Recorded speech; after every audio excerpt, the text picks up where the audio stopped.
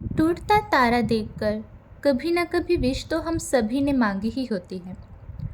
Shooting stars या टूटता तारा, जिसे देखकर कोई विश मांगने की परंपरा नई नहीं है। यह परंपरा तब शुरू हुई जब एक प्रसिद्ध यूनान खगोल शास्त्री पटोलमी ने आकाशीय पिंडों के बारे में लिखा, जिसमें उन्होंने कहा कि देवता आकाशीय गोलों के बीच से नीचे की ओर देखते हैं। इसका मतलब है कि जब भी कोई टूटता तारा हमें दिखता है तो समझो कि भगवान हमारी ओर देख रहा है। आइए अब जानते हैं कि विज्ञान इस बारे में क्या कहता है। असल में यह तारे जैसे दिखने वाली चीज सचमुच का तारा नहीं होती, बल्कि पृथ्वी की ओर आ रही इस रोशनी को मेटेओर्स या उल्का कहते हैं। हमारी मिल्की वे गैलेक्सी में मार्स और जुपिटर के बीच ग्रहों के अलावा कुछ ऐसी आकाशीय वस्तुएं भी हैं जो जुपिटर के डिस्ट्रक्टिव ग्रेविटेशनल फोर्स के कारण ना तो ग्रह ही बन पाई और ना ही दूसरे ग्रहों से ही जुड़ पाई, जिन्हें वैज्ञानिकों ने एस्ट्रॉयड का नाम दिया।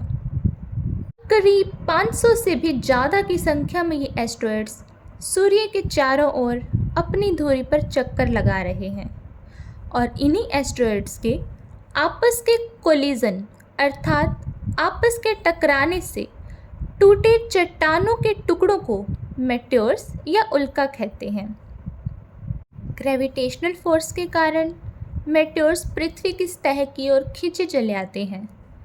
हालांकि ये आकार में बहुत ही छोटे होते हैं और पृथ्वी की सतह पर आने से पहले ही हवा के घर्षण से पैदा हुई गर्मी के कारण पूरी तरह से जल जाते हैं और जलते हुए ही यह एक लाइटनिंग अर्थात रोशनी पैदा करते हैं और इसी को हम टूटता हुआ तारा कहते हैं।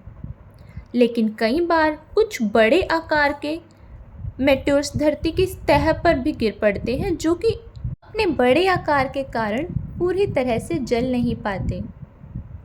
आपको जानकर आश्चर्य होगा कि हर रोज करीब 48.5 टन या फिर यूँ कहें कि 44,000 किलोग्राम मेटेओर्स पृथ्वी की ओर आते हैं, लेकिन इनमें से लगभग सभी पृथ्वी पर पहुंचने से पहले ही खत्म हो जाते हैं। आपको बता दें कि आज तक का सबसे बड़ा उल्का पिंड नामीबिया में गिरा था, जिसका वजन करीब 60 टन था। होबा मेटेओर्ट कहा जाने वाला यह उल्का पिंड करीब 80,000 वर्ष पूर्व धरती पर गिरा था।